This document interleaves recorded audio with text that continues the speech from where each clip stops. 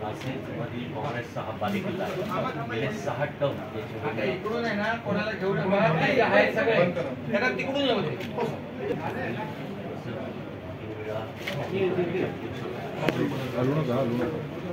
General vice chairman आहे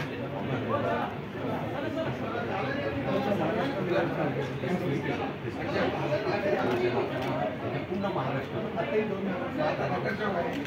हो आता काँग्रेस आणि 50 वर्ष म्हणजे काँग्रेसचा हा बालेकिल्ला आहे. 1967 म्हणजे उपनगर नगरपालिका महानगरपालिका आपल्याला काँग्रेस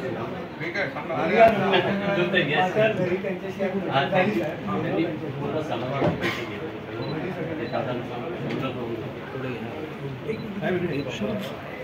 घेतला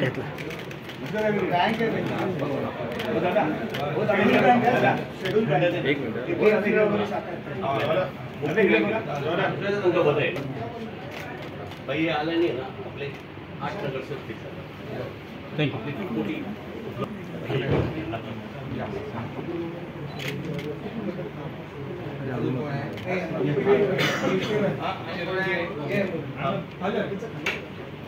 पुढे आपलं युवा काँग्रेस वाला कुठे आहे? 2 मिनिट. थँक्यू.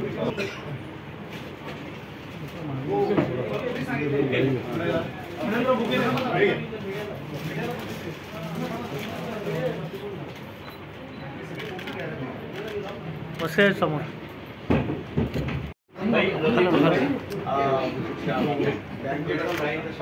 शामराव विठ्ठल बँकेत डायरेक्टर पण आहे. ताईचं लेडीज नाही असं पुढे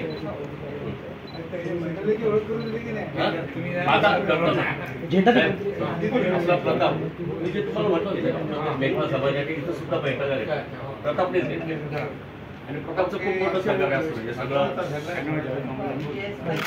हो या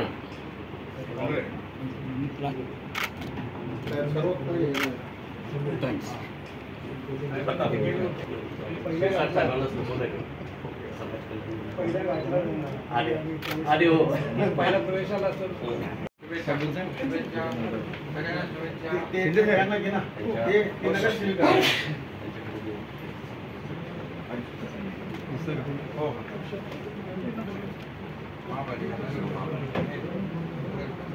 आणखी कोण आहे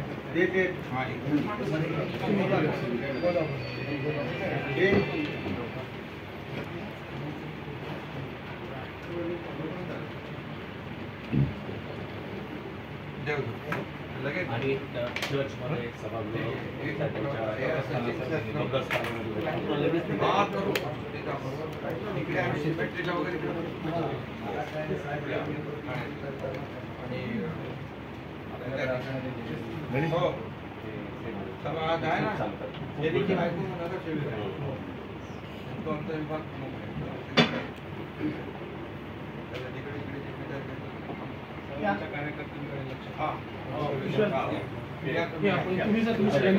या आता कार्यकर्ते या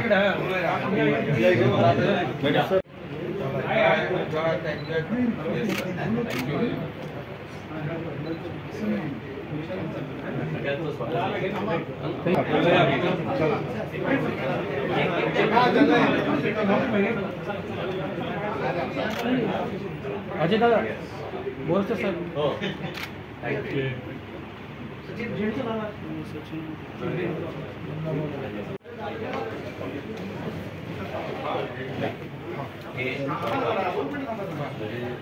नाशिकमधील काँग्रेसचा हा बालेकिल्ला गेले 6 टर्म इकडून आहे ना कोणाला घेऊन आहे सगळे त्याला तिकडून येऊ दे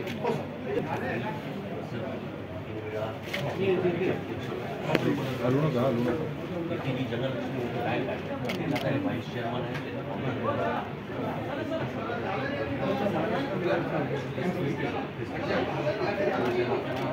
पूर्ण महाराष्ट्र हो आता काँग्रेस आणि 50 वर्ष म्हणजे काँग्रेसचा हा बालेकिल्ला आहे. 1967 म्हणजे उपनगर नगरपालिका महानगरपालिका आपल्याला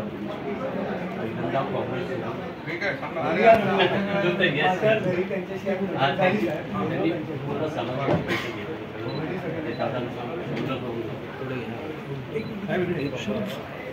घेतलं घेतलं.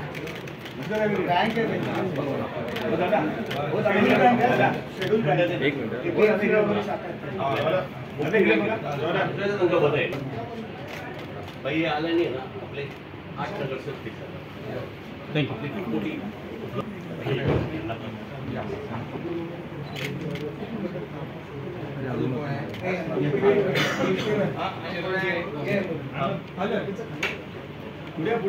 आपलं युवा काँग्रेस वाला कुठे आहे?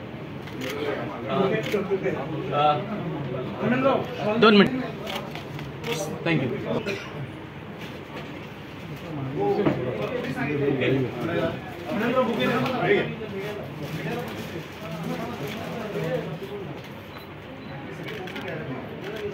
कसं समोर आपण पाहताय या नवीन वर्षामध्ये मुख्य नेते आमचे एकनाथ शिंदे साहेब यांचं नेतृत्व संपूर्ण महाराष्ट्राने स्वीकारलेलं आहे. हे आता सिद्ध होत आहे.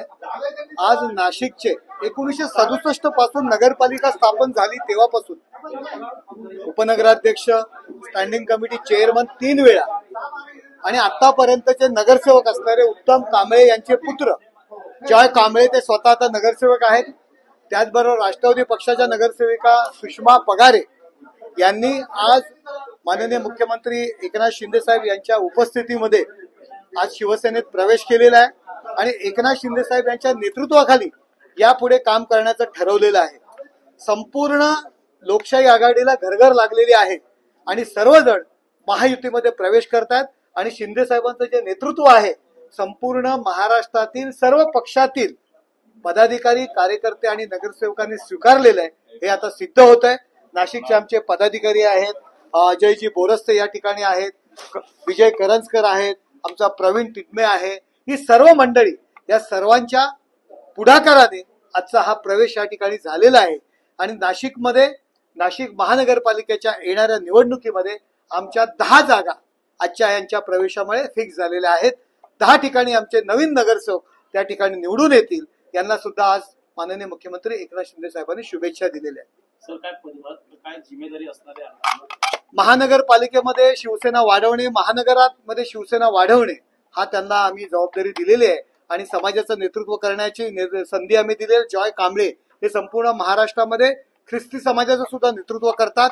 ती सुद्धा जबाबदारी त्यांची दिलेली. आता या ठिकाणी आत्ताच्या महानगरपालिकेत त्यांचे 2 नगरसेवक त्यांच्या पॅनलमध्ये आहेत आणि त्यांची नगरसेवकांची परंपरा, त्यांची स्वतःची जनलक्ष्मी म्हणून जी शेड्यूल बँक आहे ती सुद्धा ते त्या बँकेचे संस्थापक आहे आणि आजही त्यांचे डायरेक्टर अगदी एपीएमसी मार्केट वगैरे या ठिकाणी त्यांच्या शाखा आहेत. असं सहकार क्षेत्राला सुद्धा हे मोठं नाव आहे.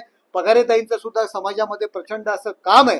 नाशिकमध्ये ते काम करत असतात. या सगळ्यांचा प्रवेश आज शिवसेनेत झालेला आहे. युबीटी ठाकरे गटातून प्रवेश येत आता राष्ट्रवादी काँग्रेस हे दोघं देखील आता मी तुम्हाला सांगितलं ना की एकनाथ शिंदे साहेब यांचं नेतृत्व संपूर्ण महाराष्ट्रातील सर्व पक्षीय पदाधिकारी आणि कार्यकर्त्यांनी स्वीकारलेलं आहे. कार्यकर्त्याच्या मागे उभं राहणं, काम करण्यासाठी त्याला प्रोत्साहन देणं, वेळी अवेळी कधी रात्री अवेळी फोन उचलणं, लोकांना भेटणं, लोकांमध्ये मिसळणं आणि लोकांचं ऐकून काम करणं हा त्यांचा जो गुण आहे तो लोकांना आवडतोय आणि त्यामुळे लोक एकनाथ शिंदे साहेब यांच्या नेतृत्वाखाली काम करण्यासाठी तयार झालेले आहेत. सर, वडेट्टीवारांनी नाराजी व्यक्त केली आहे. ते पाहायला गेले तर महाविकास आघाडीमध्ये कुठेतरी षडयंत्र रचलं जात होतं. 20 दिवस लागले त्यांना विधानसभेमध्ये निवडणुकीमध्ये विधानसभेला काय कधी कसं पाहतात चित्र एक वेगळं. महाविकास आघाडी ही केवळ खुर्ची डोक्यात ठेवून झालेली आघाडी आहे. ती मुळात त्याला महाविकास आघाडी नाही, महाविकास बिघाडी म्हटलं पाहिजे.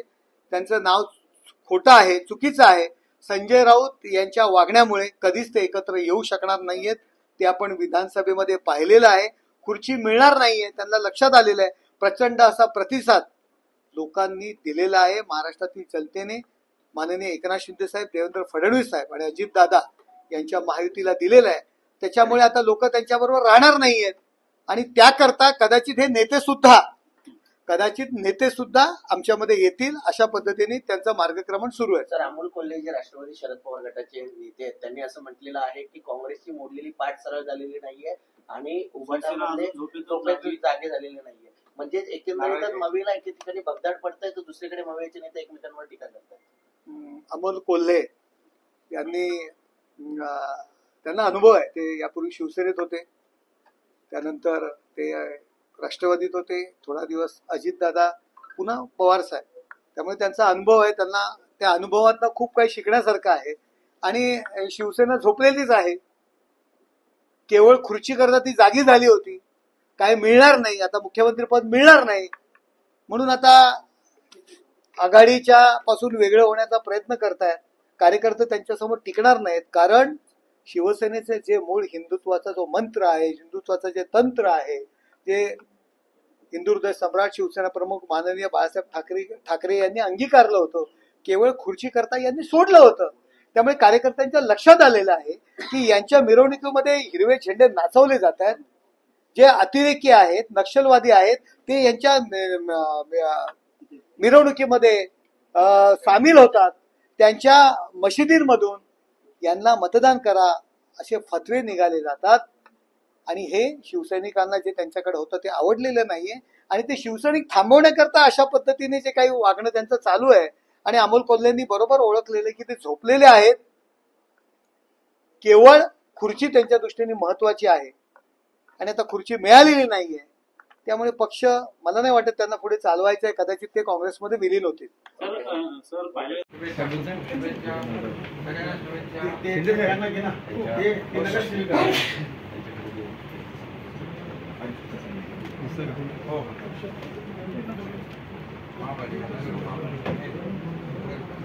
आणखी कोण आहे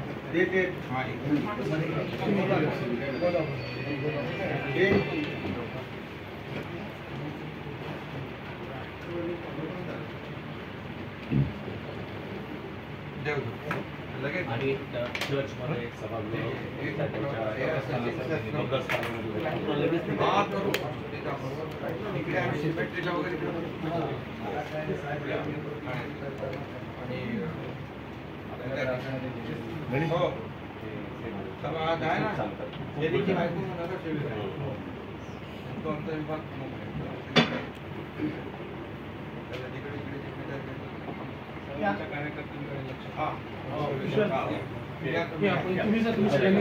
या आता कार्यकर्ते या.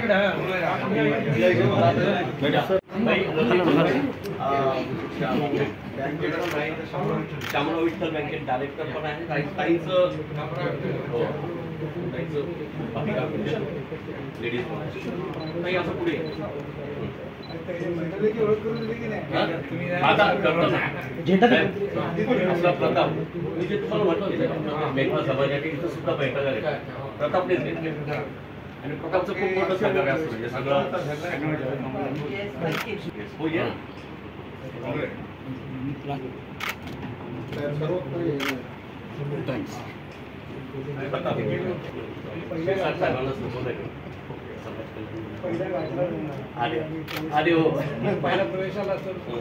आधी कोणाला हायजॅक केलं नाही. खरं तर संपूर्ण महाराष्ट्रभर शिवसेनेची एक लाट आहे. माननीय एकनाथ शिंदे साहेबांचं बोल आहे, एक वेगळी क्रेज आहे. त्यामुळे उभाटाच काय म्हणजे राष्ट्रवादी असेल, काँग्रेस असेल, अगदी आप असेल, सर्व पक्षातील कार्यकर्त्यांची इच्छा आहे की शिवसेनेत काम करायचं. आणि पहिल्यांदा असा एक लोकनेता आपल्याला लाभलेला आहे. आणि त्यामुळे अनेक नगरसेवक असतील, अनेक पदाधिकारी असतील, पुढील काळात आपण बघाल की तुम्हाला नाशिक जिल्ह्यामध्ये फक्त शिवसेना, एक शिवसेना बघायला मिळेल. नाशिकचा कायापालट कशा प्रकारचा भविष्यात असावा आणि त्यासाठी काय प्रयत्नशील सुरू आहे? खरं तर नाशिक असं शहर आहे की मुंबई आणि पुण्यानंतर हे नाशिक पहिलं शहर आहे. आणि त्यामुळे नाशिकची डेव्हलपमेंट जर करायची असेल तर त्याला एक विजनरी नेतृत्व आवश्यक आहे.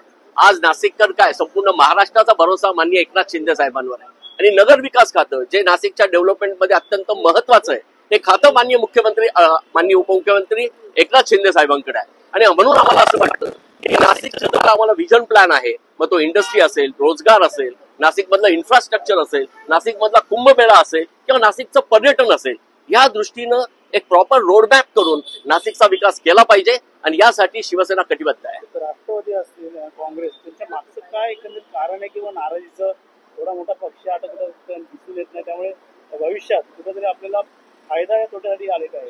मला असं वाटतं कुठली पार्टी ही त्या विचारांवर जगत असते. आपल्याला माहिती आहे की वंदनीय हिंदू हृदय सम्राट बाळासाहेब ठाकरे यांच्या हिंदुत्वाचा विचार माननीय उद्धव ठाकरेंनी सोडला. तोच भगवा माननीय एकनाथ शिंदे साहेबांनी खांद्यावर घेतला आणि आज डौलानं फडकतोय. ज्या पार्टीमध्ये विचार नाही, विचारधारा नाही, त्या पार्टीची हीच परिस्थिती होणार.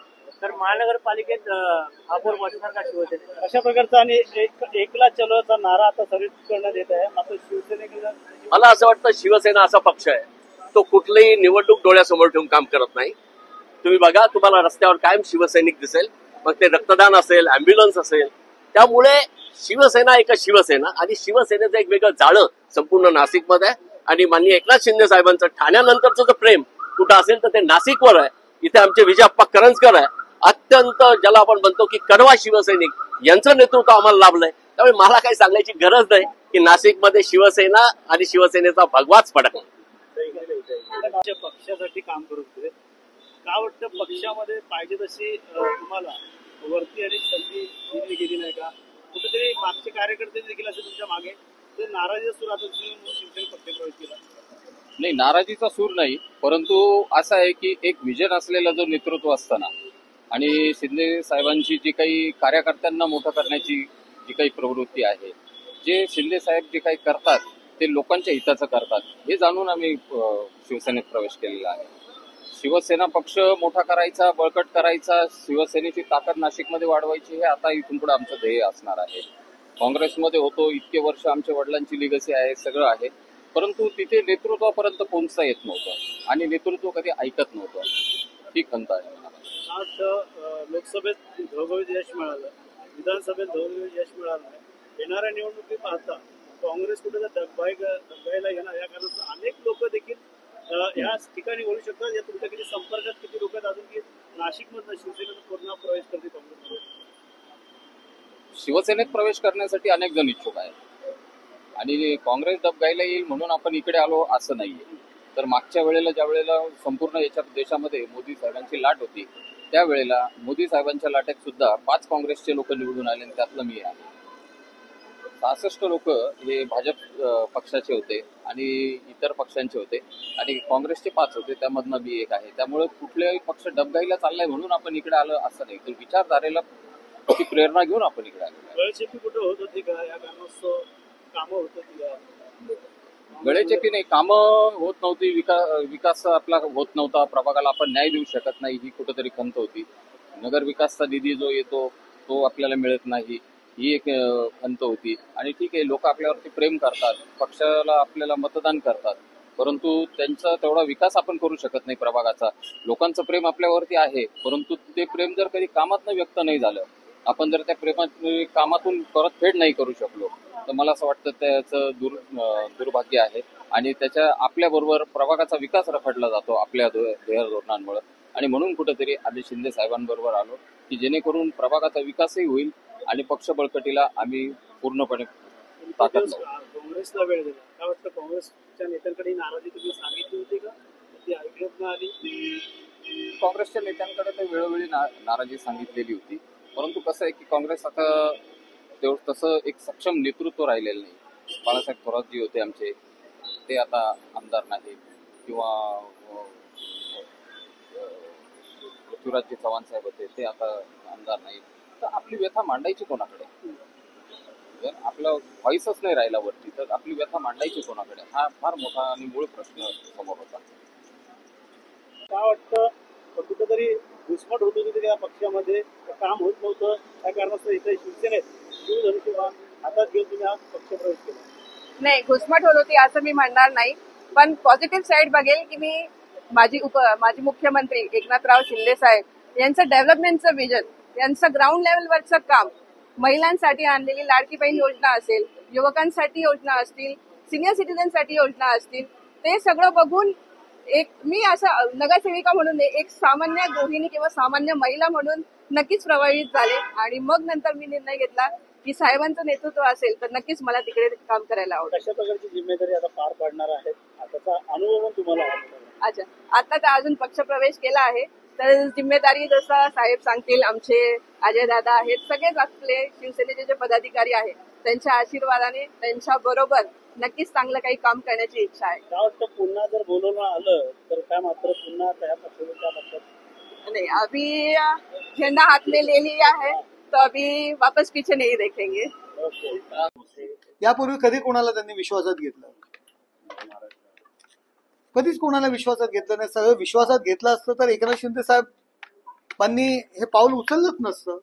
केवळ स्वतःचा फायदा हा त्यांचा एकमेव स्वार्थ आहे आणि त्यामुळे ही पार्टीवरती वेळ आलेली आहे. Thank you sir.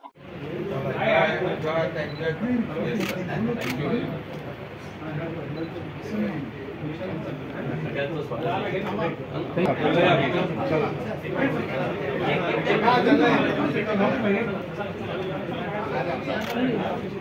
अजय दादा बोलतो साहेब. हो थँक्यू.